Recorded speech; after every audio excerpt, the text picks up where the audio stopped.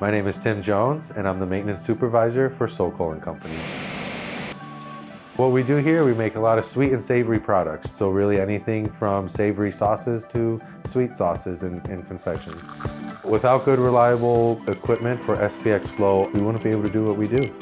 We use a lot of their pumps and a lot of their other parts and supplies to keep our machines running. When I reach out for new pumps or parts, SPX Flow is very good at saying, well, hey, this is the newest, latest model. We recently switched from Waukesha 130s to U1s or U3s, which have different seals on the inside, so it does help protect the product a little bit more. And they also help us with R&D if we're having flow issues or new lines. I'm actually working with them currently on some new pumps for our new lines. So definitely keeping up with the new trends and technology. Out of all of our equipment, these are the ones that we have to maintain probably some of the least, just due to the fact of the way that they're made and how we control them and have the training and support that we need.